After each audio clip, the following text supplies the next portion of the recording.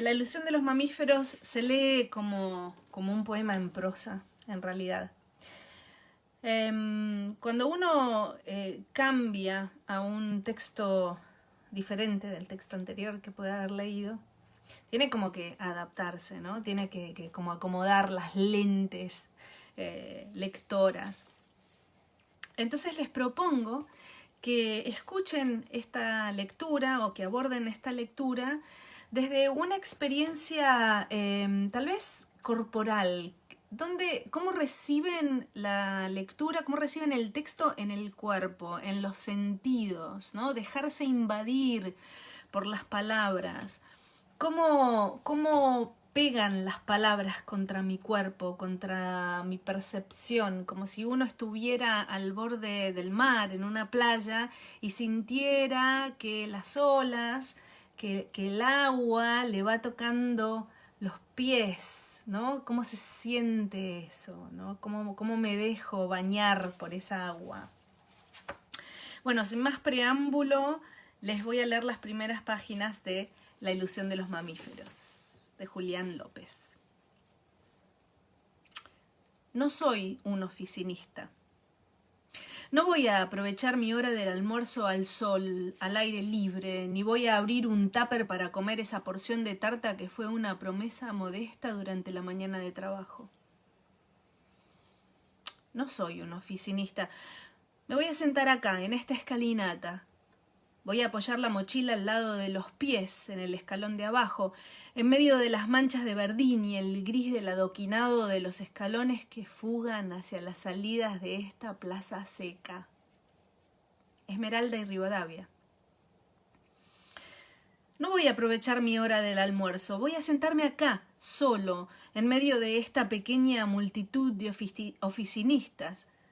Y voy a mantenerme a raya, no voy a tratar de descubrir qué pasa, ni siquiera a mí, a ninguno de los cuerpos que estén a mi alrededor.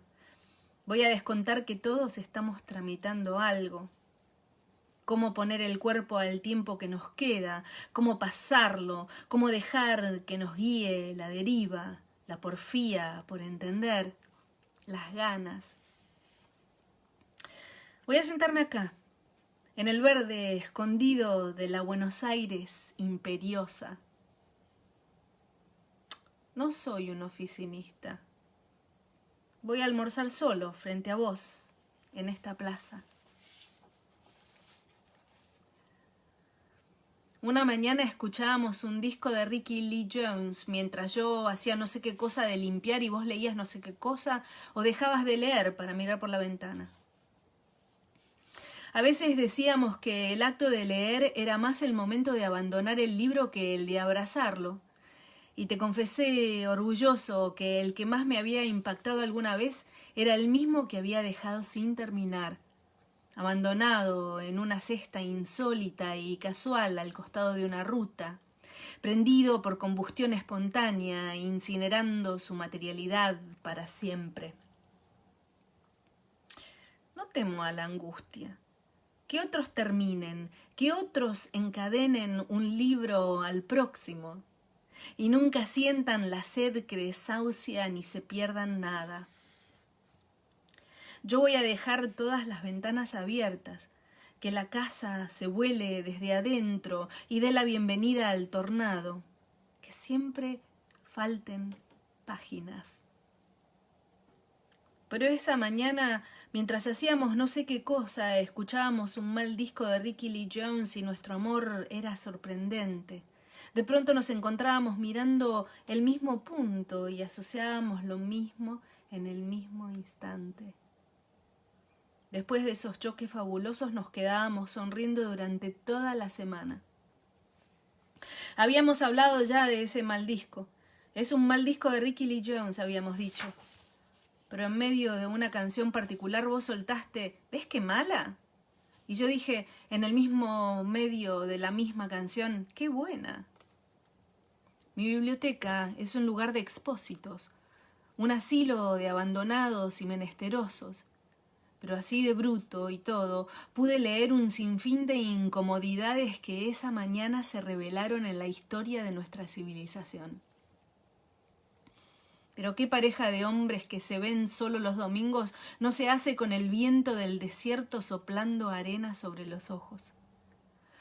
De nuestros primeros encuentros la incomodidad era lo exclusivo y aún así vos me seguías desnudando.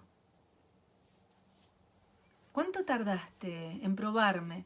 ¿Cuánto tardaste en abrir la boca y buscarme la entrepierna? ¿Cuánto tardé en dejar de pretender no incomodarte y quebrar la cintura como un gato loco para que me vieras? ¿Cuántas veces abríamos los ojos por el susto en medio de la caída libre antes de coger fuera la llegada laxa y violenta a la superficie con los tientos de paracaídas tensos por el viento? Nuestro amor fue la incomodidad. Pero esa mañana del disco de Ricky Lee Jones hubiera querido haber sido prolijo y repasar mi biblioteca con la serenidad de un padre burgués irresponsable. Había algo en mis palabras que hacía que te quedaras callado, mirándome con los ojos calmos o dejándolos caer sobre la mesa, una señal para que continuara. A veces me aprovechaba de esa solvencia y dejaba que escaparan de mí las oraciones gráciles y densas que te salpicaban de fascinación. Ballenas francas respirando, ballenas francas estrellándose contra el agua del océano frío, ballenas francas perdiéndose en lo hondo de una conciencia que debe vivir sin saber de su propia existencia ni la de sus innumerables compañeros de encarne. A veces te conquistaba con chismes más o menos elegantes, la muerte casi inadvertida de María Falconetti en Buenos Aires, la verdad sobre el vestuario de la Dietrich, tan sofisticado en las fotos y tan modesto para los que veían de cerca el espesor de esos géneros. Otras veces te admiraba mi afición por las estrellas locales, mi amor por la Marshall y la Picchio, por Breve Cielo y las otras películas de Cojon, mi estampita escondida en el revés de la puerta del armario, un primerísimo plano de Nelly Laines con peluca mordiendo el tallo de una rosa.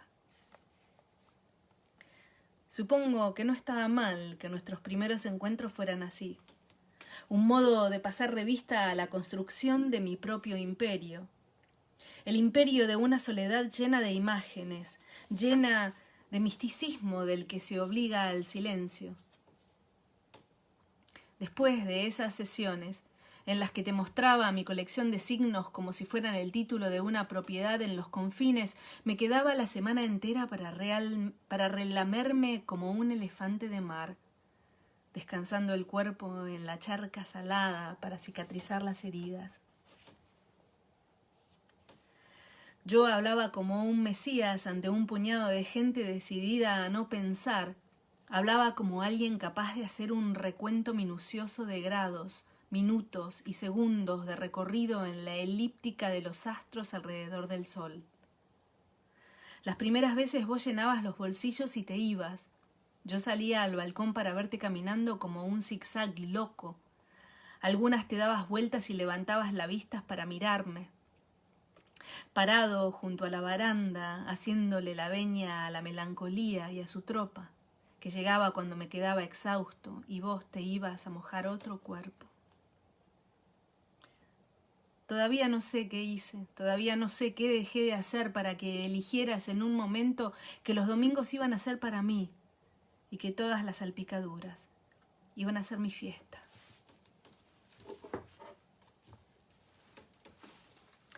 Jugábamos a hacer rodar muy lentamente un pomelo en el aire, sostenido apenas por palitos chinos clavados a los costados.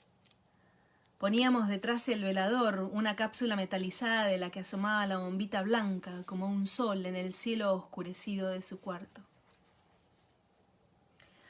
Creo que nunca logramos el efecto de un amanecer sobre la piel porosa de la fruta. Creo que siempre se nos acalambraba la muñeca y nuestro planeta amargo caía en un agujero de negro desencanto. Pero a él se le tensaba la piel sobre los músculos flacos del brazo y era alegre, un entusiasta explorador del espacio sideral entre su cama abajo y la cama de su hermano por arriba, enfrente de mí, tímido y curioso de un modo tan desaforado. Creo que esa fue la primera vez que me enamoré. Y desde entonces ese fue el signo, un zodíaco completo bajo el amparo venusino, la soledad de una empresa secreta llena de imaginación y de ingenuidad, llena de alegría y de miedo. Mucho antes de que empezara a mirarme con desconfianza, mucho antes de que la vergüenza se convirtiera en una religión a la que estaba obligado por naturaleza, mi cuerpo sabía bien cómo moverse. Mucho más determinados y traslúcidos que los ojos, mis pies tomaban la dirección de mis amigos. Los ojos pueden ocultar o participar con una encantadora corte de mohínes de ese ocultamiento, pero es difícil que los pies, que son tan bobos, desoigan su impulso o sepan mentir con solvencia. Mucho antes de que apareciera yo, mi cuerpo ya sabía todo de mí, y la falta de pudor despuntaba solo en la intimidad de un cuarto, solo cuando no hubiese nadie cerca, solo cuando el cansancio o la comodidad aflojaran las aduanas en los pasos fronterizos de la vida cotidiana. Solo ahí, esa primera vez, pude sacarme la polera de algodón con la que todos los inviernos mis padres me cuidaban del frío, hasta que el frío fue una estación permanente. Solamente ahí pude quedarme quieto por si me miraba. Pero esa vez, por gracia, había un pomelo fragante, y había palitos chinos, y había un sol mecánico, y había penumbra en su cuarto. Y yo me encontré por primera vez con alguien que sin pretensiones y sin afectación fabricó un amanecer con lo poco que tenía. Rojo. Las camperas, los suéteres, todo en esos años era rojo. Una foto gris o todas las combinaciones del blanco y negro, pero con pompones rojos, con manchas rojas, como pequeñas motas del siga la línea de puntos para construir el dibujo final de esa época. Lo que veo es un fondo gris con manchas rojas. No es verdad mi recuerdo, mi memoria no es verdad. En el marco blanco de las fotos de entonces estaban impresas en caracteres casi inadvertidos las pruebas de color de Kodak. El revelado de la vida en esos años ya hacía mucho era en colores, pero a mis imágenes sin marco vuelve solamente el rojo, como si todas las notas en la ropa de los niños hubiesen sido solamente rojas. Primera junta, gris con camperas rojas. Caminatas de domingo a la mañana, de la mano de mi padre, temprano, en la época en la que Buenos Aires guardaba silencio y calles abiertas en completa soledad el primer día de la semana. Primera junta y el subte A. Yo siempre quería paseos en los trenes bajo tierra, siempre quería esos herrajes antiguos, el molinete de madera que me quedaba demasiado alto. Siempre quería ese olor de un encierro con grasa de motores en el hueco de casi un siglo, un túnel de pasado deslumbrante. Pero a veces, mi papá ni siquiera me decía que no cuando yo pedía, tan imperativo como puede ser un chico tímido, incluso hasta con su padre. Mi viejo seguía caminando y seguía tomándome de la mano, tranquilo y en silencio, mirando al frente, desoyéndome. Yo entonces entendía que él me demandaba mayor humildad y mayor cuidado. Su no respuesta, la contundencia de esa manera de responderme, parecía decirme que con mis aspiraciones de otra cosa no era capaz de disfrutar de esa nada. Una caminata por las veredas anchas de primera junta, en el silencio soleado de las mañanas de domingo, un momento que él buscaba para que estuviéramos juntos, solos, aprendiendo cosas nada más por caminar, y dar nuestros buenos días a los vecinos desconocidos que muy temprano salían a comprar el pan. Una foto gris, con marco blanco, moteada de rojo y silencio. Había perdido ese recuerdo y me parece que empecé a reconstruirlo junto con otros olvidos que aparecieron después de vos, después de que dejamos de vernos, una grieta por la que empezaron a filtrar los ríos que habían quedado estancados, demasiado contenidos. Ahora me gustaría estudiarle el gesto, entender qué me decía. No puedo verle bien la cara en ese recuerdo, como si nunca me hubiera hablado de frente y hubiésemos estado siempre caminando por las calles del barrio mirando hacia adelante con la certeza de la compañía, pero sin mirarnos. También entonces tuve un amigo que vivía en Primera Junta, en el edificio del Hogar Obrero, Hidalgo y Rivadavia, un edificio enorme inaugurado en el 55 por una cooperativa socialista de principios del siglo XX, que para cuando mis padres no compraban la ropa ya se había convertido en una especie de shopping que lo reunía todo. Vivienda, crédito y consumo, artículos de bazar, discos, electrodomésticos, ropa de colegio, zapatillas, préstamos cada vez más usurarios. El Hogar Obrero era una tradición argentina que se estaba traicionando, o tal vez estuviera obedeciendo al destino común de toda tradición argentina. Conservaba el nombre, eso sí, un eslogan que para entonces ya entraba en la categoría nacional de tiro al obrero. Arriba tenía una mole de cemento que le pertenecía, un gran edificio de departamentos que era modelo de diseño y en el que vivía ese amigo temporario que apareció de pronto en las imágenes de los recuerdos que empezaron a saltarme.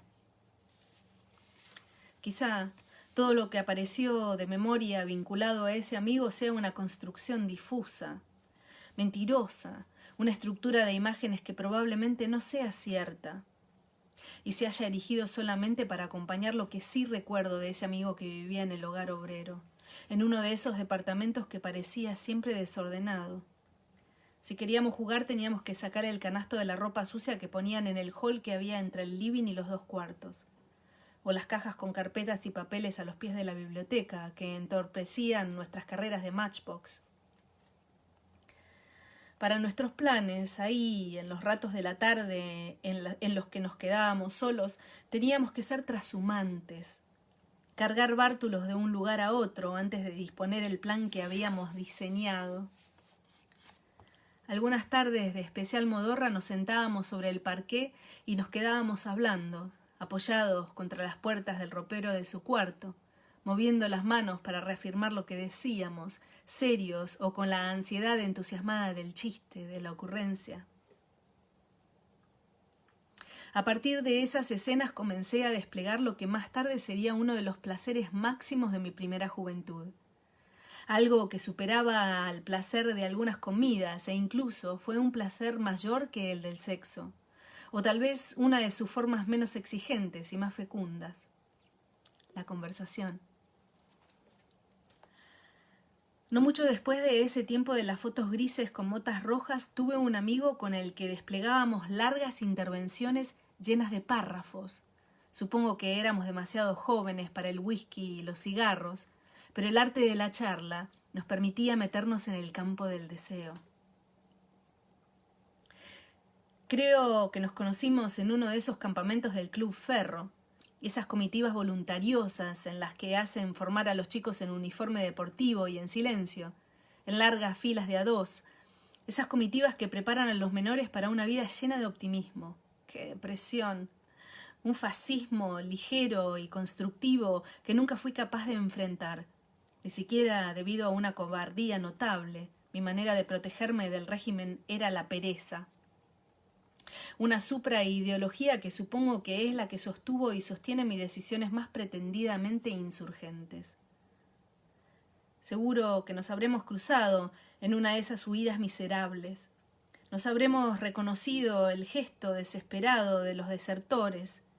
Miedo atrás, miedo adelante y las piernas mintiendo pasos largos y calculados, despavoridas.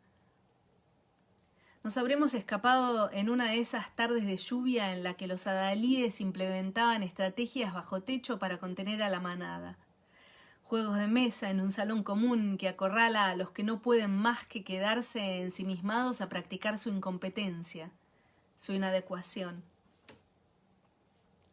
En alguno de esos rincones nos habremos encontrado, pequeños ratones de un laboratorio deportivo, y habremos empezado a conversar, a internarnos primero en la desmesura, a conversar, a probar la delectación de la mentira, la construcción de una mentira sagaz sostenida por la verdad de un anhelo apasionado, la verdad de un espíritu inflamado, la verdad de la hipérbole como antídoto a la exasperante quietud de ese tiempo en que la adultez era una promesa de aventura que tardaba demasiado. Creo que ni siquiera recuerdo el nombre de ese amistoso contrincante, aunque identifico perfectamente la marca de largada, el momento en que nos enfrentamos a la pista que se abría ante nosotros, un tramo que íbamos a marcar con el filo de nuestras intervenciones, y el disparo inicial de cuando empezamos a hablar, fascinados, agradecidos.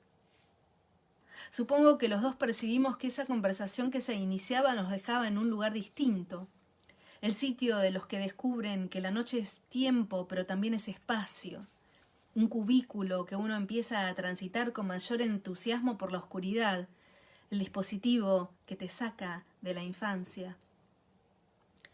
Recuerdo la conciencia de que era necesario preservar la nocturnidad de la conversación, preservarla incluso de la sorpresa que nos provocó el fenómeno mismo, preservarla de cualquier palabra que diera cuenta de su existencia y pudiera desvitalizarla, obligarla a participar del universo estrecho en el que todavía nos movíamos.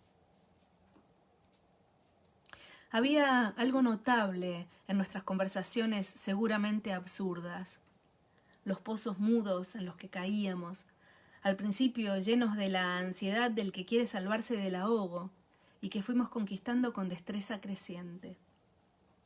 De las charlas con ese amigo, aprendí que el silencio puede ser sexy, y no solamente el modo en que mi padre se manifestaba cuando se decepcionaba de mí. Suspender las palabras era un arma que empezaba a templar con paciencia. Prorrumpir juntos para dedicarnos a vagar por esos salones helados, como si hubiésemos podido caminar sin angustia por las habitaciones gigantes, abandonadas, inminentes y grises, llenas de goteras y ganadas por parásitos vegetales de las películas de Tarkovsky. Muchos años más tarde, estuve con alguien con quien no teníamos qué decirnos. Esa relación fue honesta, llena de intención y de compromiso. Los dos tratábamos de tender puentes sobre océanos distintos, puentes que pronto se deshacían amablemente. Sin embargo, hubo un momento prodigioso o una serie pequeña de esos momentos. Nos llamábamos por teléfono, cuando los teléfonos eran parte del mobiliario quieto y esperaban el ring sobre una mesita con un anotador y un lápiz al lado. No recuerdo exactamente cuántas veces fueron, 3, 2 tal vez, larguísimas charlas en las que uno llamaba y el que atendía, después de decir hola y escuchar la voz del otro lado de la línea, tomaba una respiración profunda y ese era el lapso que nos dábamos para sentarnos tranquilos y cómodos porque se avecinaba una larga charla de silencio. Recuerdo esas conversaciones nocturnas con la emoción con la que a veces uno mira las escenas que no le pertenecen. El tornero concentrado en su trabajo, el taxista que fuma y maneja entre gestos vindicativos de un diálogo privado, la enfermera que espera el colectivo tarde en la noche con esas zapatillas que no hay modo que la protejan del frío, la chica que pedalea y llora, la puerta que se abre en una casa en la vereda por la que uno camina y muestra una estampa ajena pero entrañable, desesperante. Recuerdo esos larguísimos parlamentos de un silencio sostenido nada más por el deleite de saber que estábamos respirando juntos. No teníamos nada para decir, o lo que nos contábamos nos aburría y nos alejaba, pero igual queríamos estar. ¿Fueron 3, 2 veces las que llamé o las que el teléfono sonó? ¿Una sola, inolvidable? Después de eso volvimos a vernos una vez más. Nos encontramos en un bar Elegí uno sobre Felipe Vallese antes de llegar a Rojas, un bar enorme de gallegos, de puertas de madera y vidrio y paredes de azulejos. Esa vez también estuvimos mudos. En un momento sonreí y se me llenaron los ojos de lágrimas. Fue un encuentro corto. Terminamos el café de esas tazas chicas de loza blanca y una línea verde. No hablamos tampoco, pero ese silencio fue distinto, como si de verdad hubiese estado vacío. Pagamos y nos fuimos. No nos vimos más. Supongo que nos habremos ido con el sabor ácido del café porteño de los bares que entonces resistían. Hace unos meses pasé caminando por Felipe Vallese, una calle tranquila de Caballito a la que le construyeron unas torres gemelas enormes. Un barrio de casas bajas, con 2 centinelas gigantes que se consumen toda el agua, toda la vista, todo el cielo del barrio. En el lugar donde estaba el bar, ahora hay un local pintado de verde oscuro, con luces bajas y focales sobre mesas de madera también oscura, donde hombres barbados sirven cerveza artesanal. Ahora, todos los hombres portan barbas, todos hacen cerveza casera en alambiques en el fondo de su casa, como si el mismo mercado buscara sus alternativas para curarse de una vez por todas de la intoxicación que nos dejó el veneno en el que convirtieron a la Quilmes. Muy cerca de ahí, muchos años antes, me había quedado dormido un sábado en la casa de mi amigo. Cuando despertamos, la luz del invierno era perfecta. El aire era tan lúcido que las cosas se recortaban más brillantes. Sería la mañana en ese departamento. Había algo novedoso en cómo se presentaban las cosas a través de la claridad que llegaba desde la ventana de ese cuarto. Cuando mi amigo se despertó, me llamó e inmediatamente empezó a vestirse y me ordenó que hiciera lo mismo. Obedecí sin dudar, con la remera al revés y el pullover mal encajado. Lo seguí cuando salió del cuarto en puntas de pie.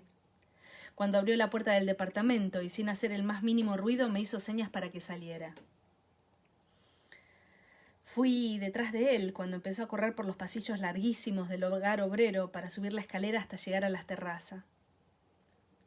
Después de atravesar una sala enorme con un montón de piletas para lavar la ropa y restos de jabones blancos secos en las jaboneras, se abría el edificio a lo más alto, como un estadio lunar, gigante, áspero, lleno de vacío y de promesa. Yo seguía a mi amigo que corría veloz rumbo a una de las barandas como dispuesto a volar porque esa mañana espléndida y fría y luminosa era un punto máximo de la experiencia y valía la pena atesorarla, aunque fuera con el riesgo de un salto mortal. Pero el amigo llegó a la baranda y se detuvo. Se agarró fuerte con las 2 manos y se dio vuelta para verme llegar tan agitado como él, que con palabras entrecortadas dijo: «No tiene que aparecer ni una sola nube». Me puse a escudriñar el cielo de inmediato, a buscar aún escondido entre los edificios más lejanos cualquier cúmulo que pudiera nublarnos.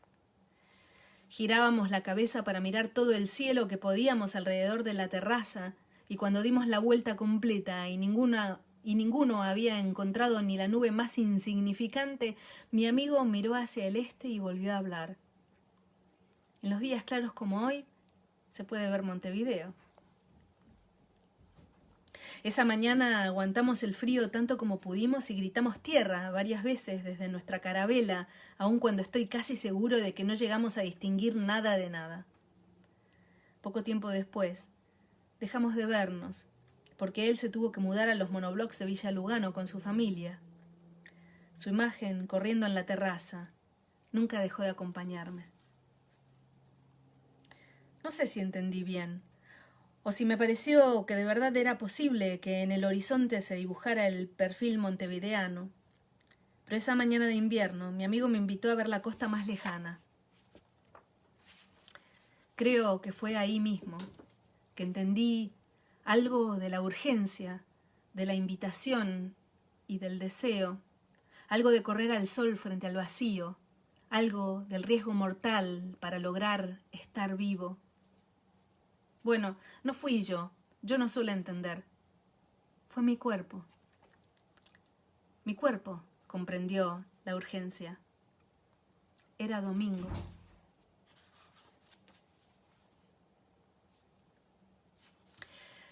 Bastianstrasse, en la luz esmerilada de una nube que se va apagando. El anochecer se posa lento en esta calle, aunque todavía sea temprano y la tarde ceda a la penumbra territorios que le pertenecen. En la peluquería de mitad de cuadra brillan también esmerilados los tubos fluorescentes, y asumo que las tijeras recortan pelo negro y las rasuradoras marcan dibujos impecables en las nucas. Del negocio de cigarros y petacas que está enfrente sale una luz más amarilla, más cálida. La clase media no se rinde. Era quedarme en el balcón escuchando Mina en repeat y tomando whisky y mirando la copa de los paraísos para siempre, triste para siempre, o tomarme un avión para sacudirme. Bastianstrasse en la luz esmerilada, la voluntad de un yo demasiado convencido de su historia y de su línea narrativa.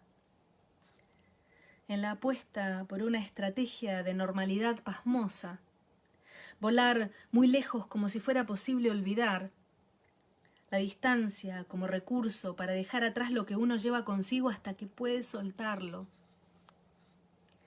Pero en la luz de Bastianstrasse, después de la reunión en casa de Tatiana y Tamara, se me revela una campera color rubí, como una piedra preciosa que cambia la luz un poco. Es el corazón de la tierra que palpita, el agalma. Bastianstrasse, Wedding, Berlín. Acabo de llegar, no soy un extraño. Durante nuestros domingos yo quedaba en suspensión y tenía la mejor versión de mí. Estar con vos fue eso, una manera de ser que me gustaba, me resultaba liviana y también un poco dramática y también un poco original, un poco lógica. En todo caso, lo que más me gustó de mí alguna vez era esa posibilidad de ser de una manera menos contundente. En todo caso, descansar sobre tus ingles era una naturaleza comprensible para mí, y no el abismo que se abre cuando uno se enfrenta al edificio imponente del atardecer. Estar juntos era nadar contra la corriente caudalosa que necesita que todos sean sí mismos, que todos se conozcan a sí mismos y se mediten y se analicen y se cuestionen. Qué aburrimiento mortal ser uno mismo. ¿Quién podría preferir la ilusión de conocerse a la posibilidad de que ese conocimiento o esa confusión vengan de la ciénaga oscurísima del choque con un otro? ¡Qué absurdo! Voy a dejar acá. Esas fueron las primeras 20 y pico de páginas de la novela La ilusión de los mamíferos de Julián López. Es una novela bellísima, es un placer extremo nadar entre esas palabras bellas y tan posibles de ser sentidas con el cuerpo. Yo tengo esa sensación con esta novela, que se puede leer con el cuerpo, con los sentimientos. Espero que hayan disfrutado de escuchar esta lectura. Por supuesto, leer el libro siempre es mejor, ¿no? O sea, que si pueden comprar el libro, mejor. Pero bueno, quería hacerles llegar las primeras páginas para compartirla con ustedes.